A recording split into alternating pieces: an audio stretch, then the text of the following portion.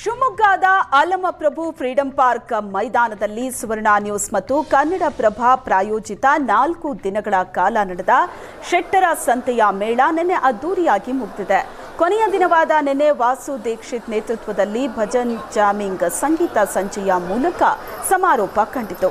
ಈ ಸಂದರ್ಭದಲ್ಲಿ ಕಾರ್ಯಕ್ರಮದ ಆಯೋಜಕರಾದ ಎಂಎಲ್ಸಿ ಡಿಎಸ್ ಅರುಣ್ ನೇತೃತ್ವದ ಆರ್ಯವೈಶ್ಯ ಸ್ನೇಹಿತರ ಬಳಗ ವಾಸವಿ ಮಹಿಳಾ ಸಂಘದ ಪದಾಧಿಕಾರಿಗಳನ್ನು ಅಭಿನಂದಿಸಲಾಯಿತು.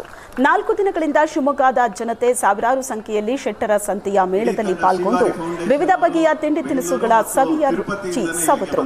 ವಾಸು ದೀಕ್ಷಿತ್ ಮತ್ತು ಅವರ ತಂಡದವರ ವೈವಿಧ್ಯಮಯ ಭಜನೆ, ದೇವರ ಕೀರ್ತನೆ ಸೇರಿದಂತೆ ಕನ್ನಡ ಹಿಂದಿ ಹಾಡುಗಳು ನೆರೆದ ಪ್ರೇಕ್ಷಕರು ಕುಣಿದು ಕುಪ್ಪಳಿಸಿದರು.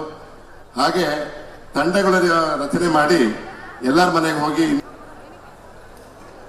ಹೀಗೆ 4 ತಂಡ ಮಾಡಿಕೊಂಡು ಎಲ್ಲರ ಮನೆಗೆ ಹೋಗಿ ಕರೆದು ಬಂದಿದ್ವಿ.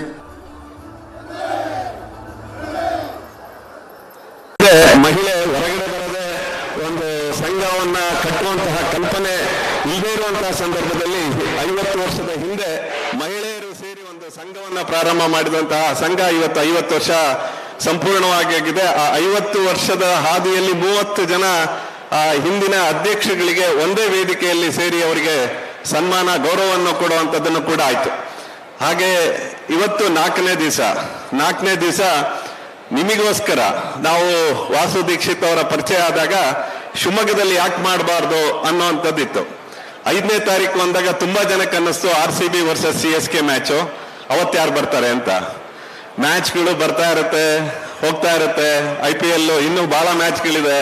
ಆದ್ರೆ ನಮ್ಮ ತಂಡ ಯೋಚನೆ ಮಾಡ್ತು, ಈ ಊರಲ್ಲಿ ಎಲ್ಲ ನಮ್ಮ ಯುವಕ ತಂಡಕ್ಕೆ ಕಾಲೇಜ್ಗಳಿಗೆ